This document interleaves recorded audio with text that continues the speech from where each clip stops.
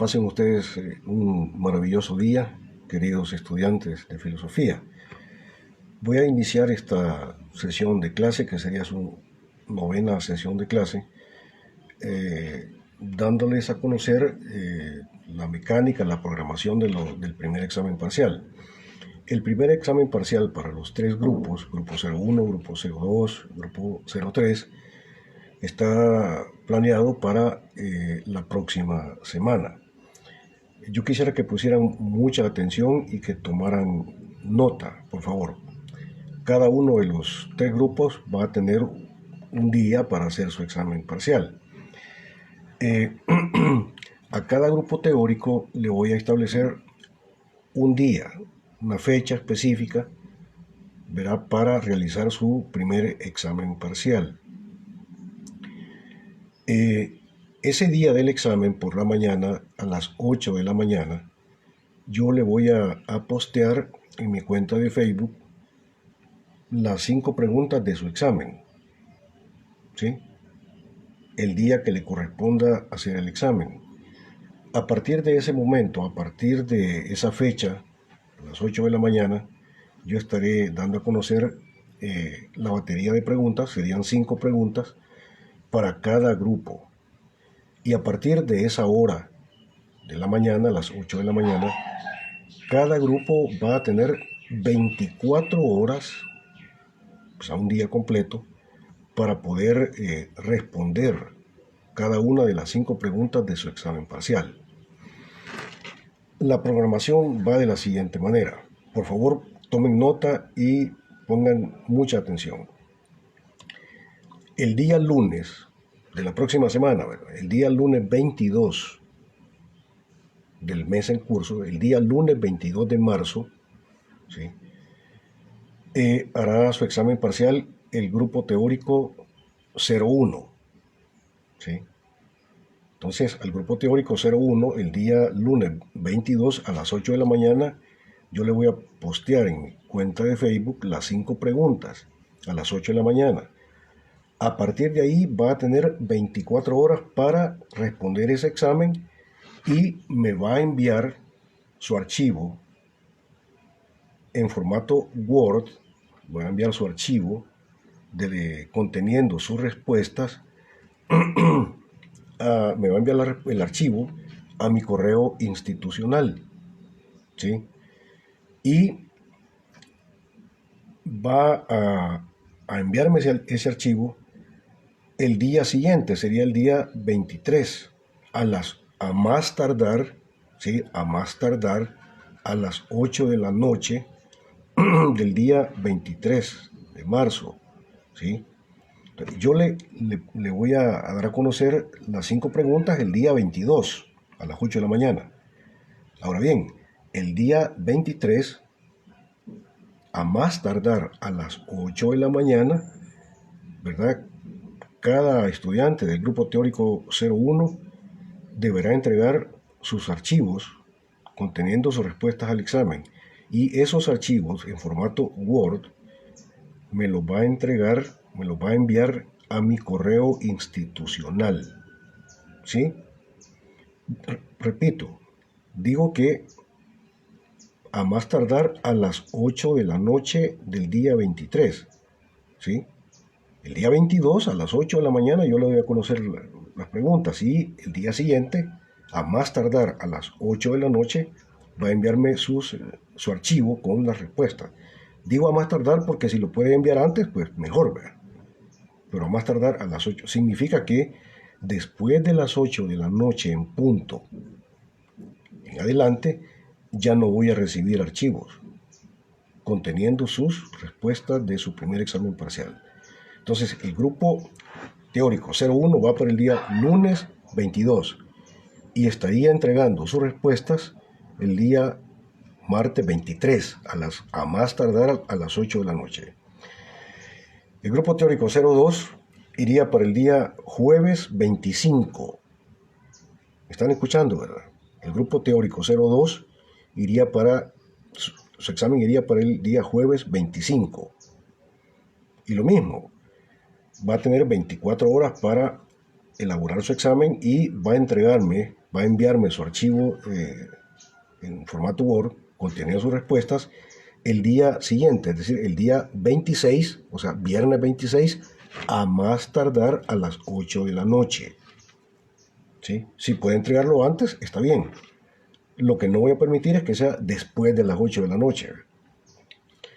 El grupo teórico 03, ¿verdad?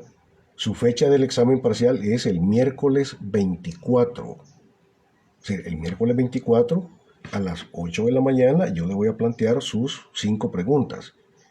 Va a tener 24 horas para responder ese examen y me va a enviar sus archivos conteniendo las respuestas a mi correo institucional a más tardar a las 8 de la noche del día 25, del día jueves 25. Miércoles 24, miércoles 24 sería el día siguiente, ¿verdad? Que sería el día 25. Grupo teórico 03, su examen es el miércoles 24 y la entrega de sus archivos de respuestas va por el día jueves 25 a más tardar a las 8 de la noche. Espero haberme dado a conocer.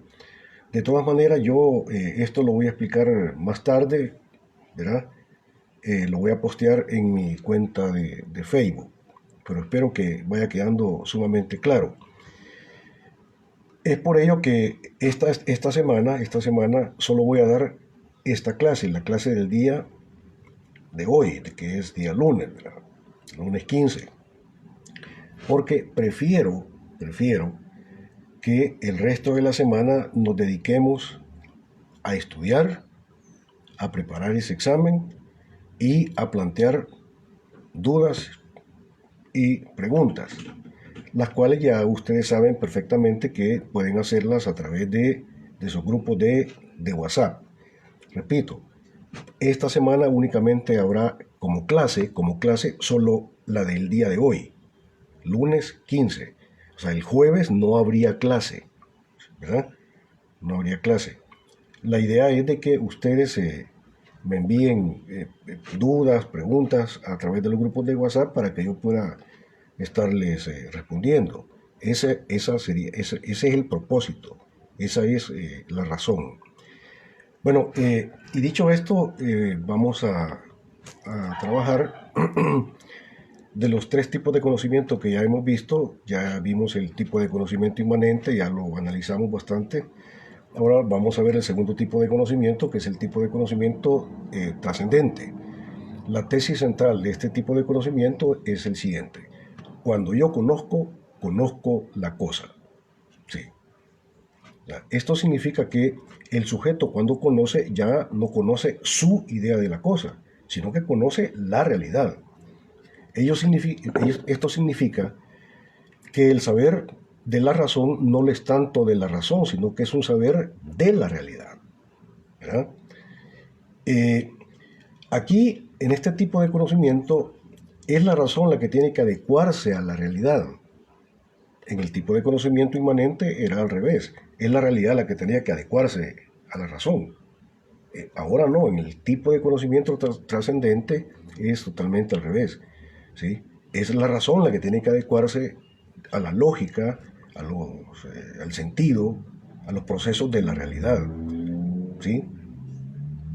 La razón en este tipo de conocimiento nos aparece como un ente pasivo frente a lo real, ¿sí?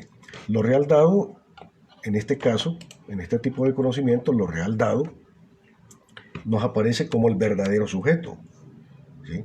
En tanto que la subjetividad individual o la razón individual haría las veces de un ente pasivo. Se parte de admitir, en este tipo de conocimiento, se parte de admitir sin crítica alguna que hay una realidad objetiva, cuya objetividad consiste ciertamente en ser y existir en absoluta independencia de la razón.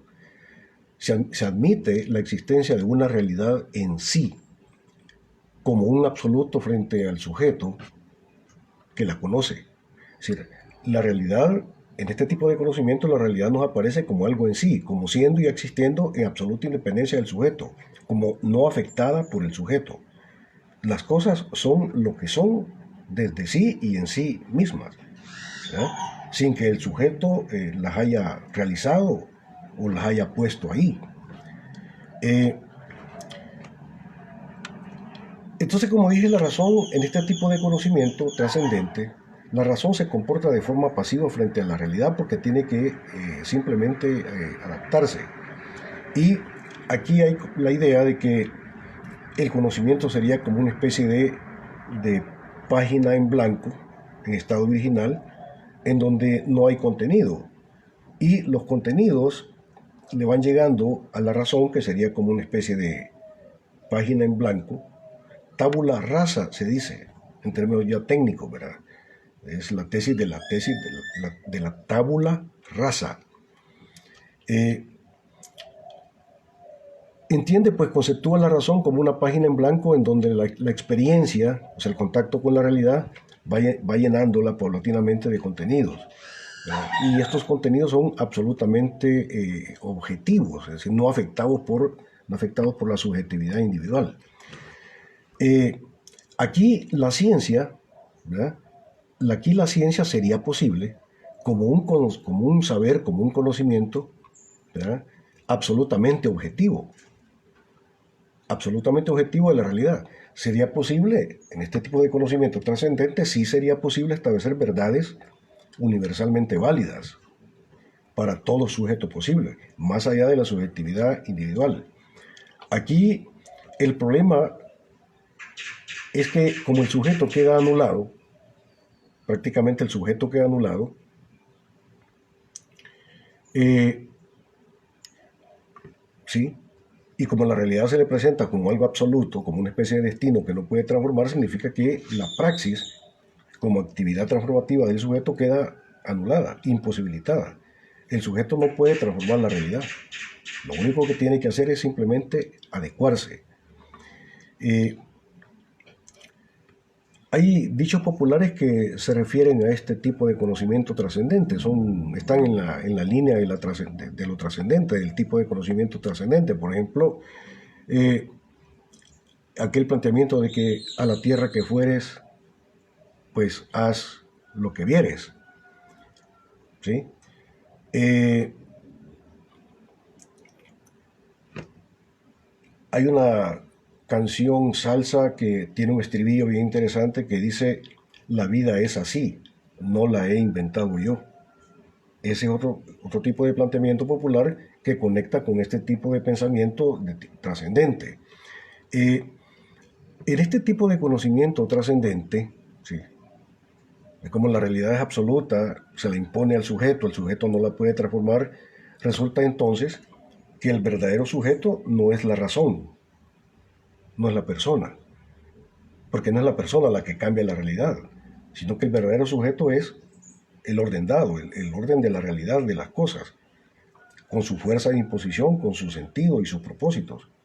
Entonces, en este caso, volviendo al ejemplo de la persona, de Juan, Juan ya no es sujeto, sino que el verdadero sujeto es la realidad, las circunstancias, el sistema establecido.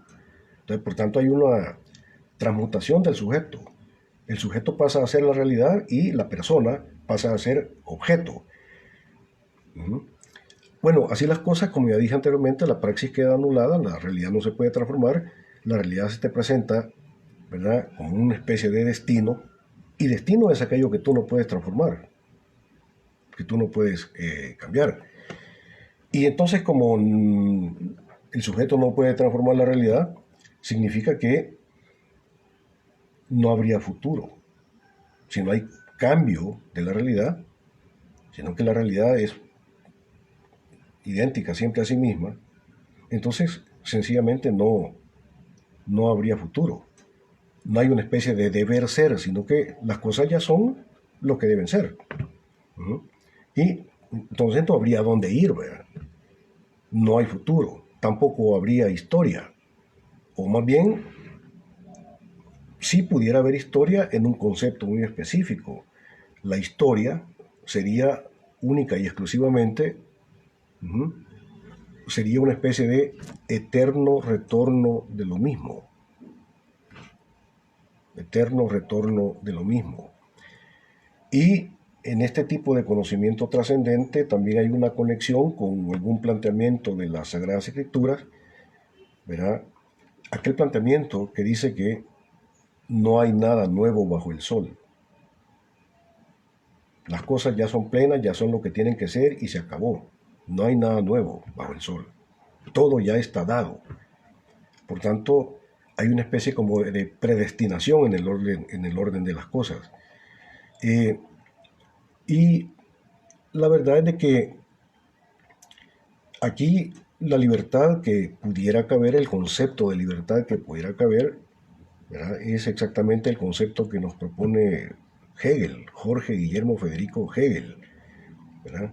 La libertad es la conciencia de la necesidad, porque libre es aquel que sabe de antemano lo que de todas maneras va a ocurrir, ¿sí? Hay una total disolución del sujeto, hay una total disolución de la razón, ¿sí? Que nos aparece como totalmente adaptada, porque tiene que adaptarse a la fuerza de imposición del orden de lo real.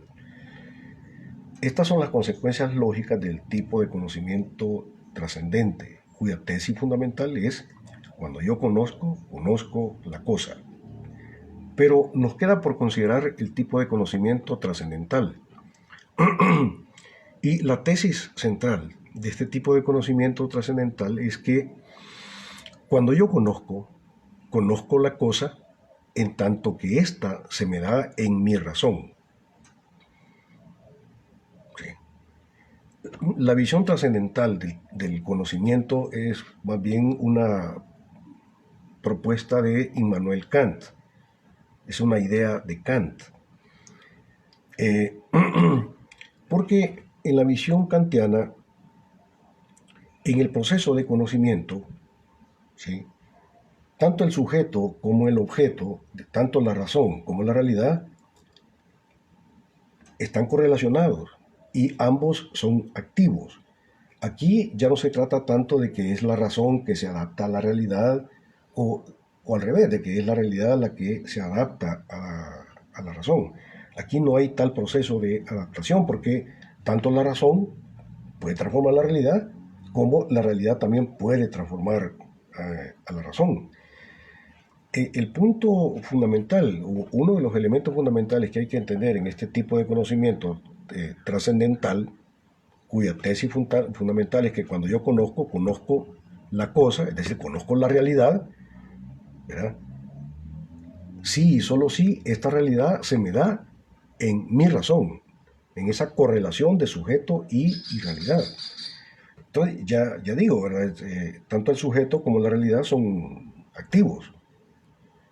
Pero la idea de la trascendentalidad implica que el conocimiento o la verdad no es producto de una simple relación, de una relación, ya sea del sujeto hacia la realidad o de la realidad hacia el sujeto, sino que lo que hay más bien es una correlación de ambos, ¿sí? Es una correlación, es una simple relación de A a B o de B hacia A, sino que ambos son activos. Y en la idea kantiana,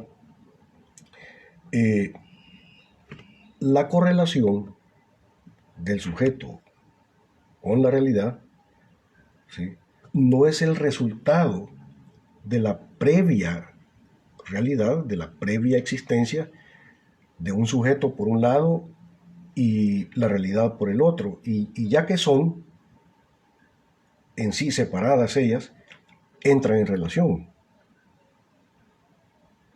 La idea kantiana de este tipo de conocimiento, de la idea de que la verdad es el producto de una correlación y no de una relación, implica que tanto lo que es la razón como lo que es la realidad se constituye, se construye en el momento de la correlación. Fuera de la correlación, o sea, descorrelacionados, separados, la razón es la nada, no es real, no existe. Y la realidad también es la nada, no existe. Recuerden ustedes que el concepto kantiano de existencia es posicionalidad. Las cosas existen en tanto que están correlacionadas, posicionadas, en interacción unas con otras. Es decir, en interacción, razón y realidad. Y el conocimiento, es decir, más bien, y lo que es el sujeto, lo que es la razón y lo que es la realidad, o sea, no es el resultado de la previa existencia del sujeto por un lado y la realidad por el otro lado. No es posible tal separación. Tanto lo que es el sujeto como lo que es el objeto se constituyen, son lo que son, se hacen reales en la correlación, en el momento de la correlación. Fuera de la correlación es la nada. ¿Sí? Esa es, digamos, la visión del tipo de conocimiento trascendental. ¿Sí? Trascendental. Cuando yo conozco la cosa en tanto que la cosa se me da en mi razón. Pero, bueno, ya hemos visto los tres tipos de conocimiento: conocimiento inmanente, conocimiento trascendente y conocimiento trascendental. Hemos sacado las consecuencias lógicas de cada uno de ellos. Pero todo esto viene porque decíamos nosotros que históricamente, de forma tradicional, la filosofía se la ha entendido como un modo de saber, como una orientación práctica para la vida o como un modo de vivir. Ahora, la filosofía entendida como un modo de vida, ¿sí? La filosofía entendida como un modo de vida, ¿sí? Implica una pregunta por la radicalidad con la que el ser humano debe vivir en y desde la realidad. Esto tiene que ver con la idea de que las cosas construyen su ser en y desde la existencia. Fuera de la existencia es la nada. Es la nada. ¿Sí? Las cosas existen porque están posicionadas, lanzadas al tiempo y al espacio, correlacionadas unas con las otras. Y no pueden no estarlo. ¿Sí? Fuera de esa correlación, fuera de esa posicionalidad es la nada. ¿Sí? Quiero decirles que en este punto, importante de saber, el tipo de conocimiento inmanente va a postular un absoluto. Y según el tipo de conocimiento inmanente, el absoluto es la razón individual. Ese es el absoluto. Para el tipo de conocimiento trascendente, el absoluto es, ¿sí?, lo real dado, en absoluta independencia de la razón. Para el tipo de conocimiento trascendental, el absoluto es la correlación. Ahora, la filosofía como modo de vida, pues, implica la idea de que lo que las cosas son y lo que el sujeto es, se juega, se construye exactamente en la correlación. Por tanto, las cosas constituyen su ser, constituyen su verdad en y desde la existencia. ¿Sí? En y desde la existencia. Ahí se juegan lo que las cosas son. Y entonces diríamos nosotros que parafraseando un poco por ahí a un pensador, ¿verdad? Dime cómo existes y te diré quién eres. ¿Sí? Porque lo que nosotros somos, eh, lo que nosotros somos, nos lo jugamos en el orden de la existencia. Fuera de la existencia es la nada. De tal manera que el modo de vivir, ¿sí? Recuerden ustedes que ética es modo de ser del hombre, ¿verdad? Que tiene que ver con modo de vivir. Pero este modo de vivir se constituye a partir de la existencia, de la manera como existimos. Ahora, por último, la filosofía entendida como una orientación práctica para la vida. Esto implica dos cosas. Primera, una reflexión sobre el deber ser de lo real, lo cual significa que hay una dimensión teleológica en lo real. Telos significa propósito. O sea, hay un propósito en el orden de las cosas. Las cosas no son y existen en forma ciega. Hay un fin, hay un plan, hay un propósito. No solo hay un porqué de las cosas, sino que también hay un para qué de las cosas, el propósito, y el para quiénes de las cosas.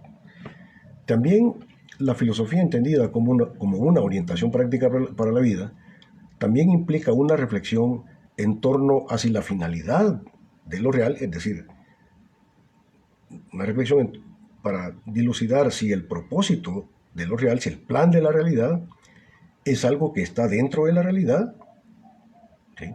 O es algo que la razón pone en la realidad. Habría que ver si lo que las cosas son se constituyen en y desde sí misma de las cosas. Si hay un plan, un propósito en la realidad. Habría que ver si el propósito de la realidad es algo que el sujeto pone. Si el propósito de las cosas es el sujeto quien la construye. Si el para qué de las cosas es algo que el sujeto pone. ¿O no? Y ya esta es una pregunta filosófica. Habría que preguntarse si el telos o el propósito está en lo real o está en la razón. Además, todo esto implicaría una reflexión eh, en torno al modo de ser del hombre. Ya saben ustedes que ética, ¿sí? En griego, ethos, significa modo de ser del hombre. Pero cuando hablamos del modo de ser del hombre, este puede ser de dos tipos. Un modo de ser adquirido, ser, y un modo de ser construido. Ahora, la ética como modo de ser del hombre adquirido, pues implica la idea de que el modo de ser del hombre no lo constituye el hombre mismo, sino que el modo de ser del hombre está constituido por la fuerza de imposición de la realidad dada, del sistema, la fuerza de imposición de la lógica de las cosas. Como dice la canción Salsa que yo les dije, la vida es así, no la he inventado yo. A la tierra que fueres, pues haz lo que vieres. O aquel dicho popular que dice también, el que nace para tamales, del cielo le caen las hojas. Es una visión según la cual el sujeto tiene que adaptarse a la lógica de la realidad. Y la lógica de la realidad se le plantea como un destino que él no puede transformar. Por tanto, estaríamos aquí en la visión de una ética, es decir, de un modo de ser del hombre que no lo constituye la praxis, sino que lo constituye la fuerza de imposición de la realidad y el sentido de la realidad. Tú no eres lo que eres desde ti mismo, tú eres lo que eres construido por las circunstancias. No es el sujeto que construye las circunstancias, sino que son las circunstancias las que construyen el sujeto. Pero este es el planteamiento de la ética como modo de ser adquirido. Pero también la ética puede ser modo de ser construido. Y aquí el modo de ser del hombre, ¿sí?, ya es producto de la praxis. Es el hombre el que puede constituir su modo de ser. El hombre puede constituir tanto la realidad, puede cambiar la realidad y puede cambiarse personalmente él. ¿Sí? Aquí ya el conocimiento ya no sería mero descubrimiento, el conocimiento puede ser transformación de la realidad.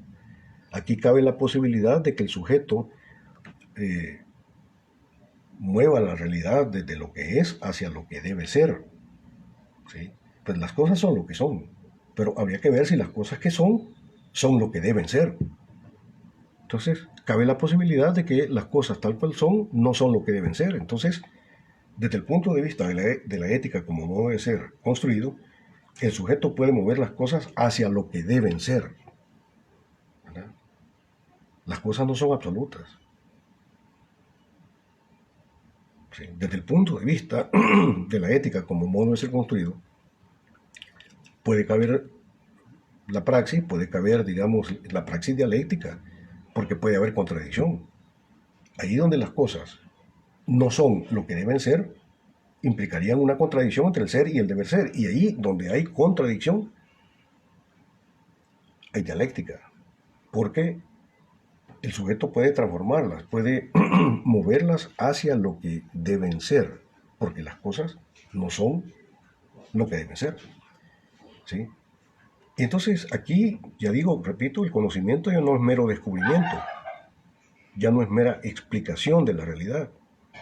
Aquí el conocimiento es construcción, producción de la realidad. En la ética como modo de ser adquirido, ahí sí, el conocimiento o la verdad es mera descripción, mera explicación, mero descubrimiento de lo que ya está ahí, no lo puedes cambiar. ¿Ves?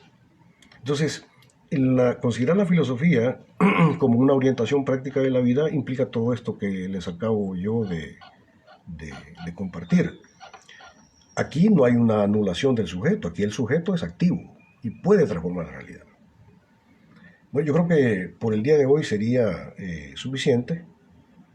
No quiero yo cargarlos de más contenido, ¿verdad? Porque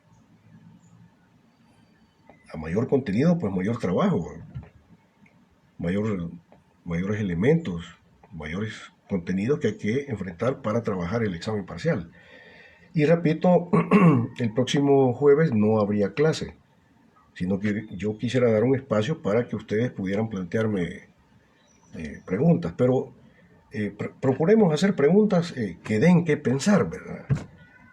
O sea, tratemos en lo posible, ¿verdad? Hagamos el esfuerzo de construir preguntas filosóficas, preguntas lógicas, ¿verdad? Para que todos podamos ir aprendiendo, tanto ustedes como yo, ¿verdad? Porque una pregunta inteligente, una pregunta lógica, bien planteada, también da la posibilidad de una buena respuesta. ¿Sí? Entonces yo repito, no habría clases el jueves, yo estaría pendiente de sus grupos de WhatsApp para poder yo responder algunas dudas e inquietudes y sintetizando, el grupo teórico 01 tiene su examen parcial el día lunes 22, ¿sí? Y entregará sus archivos el día martes 23 a más tardar a las 8 de la noche. Su archivo en formato Word que tendrá que enviármelo a mi correo institucional. El grupo teórico 02 tiene su examen parcial el día 25, jueves 25. Y el día 26, que sería viernes 26, a más tardar a las 8 de la noche, ¿sí? Puede enviarlo antes, ¿verdad? Pero no después. A más tardar a las 8 de la noche del viernes, o sea, va a tener 24 horas para hacer el examen, me estará enviando su archivo en formato Word conteniendo sus respuestas. El grupo teórico 03 tiene su primer examen parcial el día miércoles 24 y el día jueves 25, a más tardar a las 8 de la noche del jueves 25, me estará enviando su archivo en formato Word conteniendo sus respuestas. ¿Sí? Es de suma importancia que en cada archivo de cada estudiante debe colocarle, por favor, que eso no se les olvide. Coloquen, por favor, a qué grupo teórico pertenecen. ¿sí? Fulano de tal, grupo teórico tal. ¿De acuerdo? Eh, Pudiera ser que las preguntas sean las mismas para los tres grupos teóricos, pero pudiera ser que no. Y cada grupo teórico tenga sus propias preguntas. Pudieran parecerse las preguntas, pero parecer no es lo mismo que ser, ¿verdad? Pero eso ya lo veremos. En todo caso, yo les deseo lo mejor para su primer examen parcial, ¿sí? Yo tengo la esperanza de que puedan ustedes hacer un magnífico, un buen examen parcial. Yo trataré de preguntarles lo básico, ¿verdad? ¿Sí? Los elementos fundamentales que hay que tener en cuenta, que hay que conocer. No voy a lanzar preguntas complicadas, ¿verdad? ¿Sí? Recuerden que en este proceso educativo tenemos que entendernos mutuamente, ustedes y yo, como un equipo que va a trabajar de forma correlacionada. ¿Sí? Si ustedes fracasan, pues también es un fracaso para mí, ¿verdad? Ahora, si ustedes tienen éxito, también es un éxito compartido, también es mi éxito. ¿Sí? Tu éxito es mi éxito, pero también tu fracaso puede ser mi fracaso. Así que trabajemos como un equipo, busquemos siempre lo mejor para ambos, ¿verdad? Para, digamos, desarrollar un buen proceso educativo. Pasen ustedes un muy feliz día. Muchas gracias.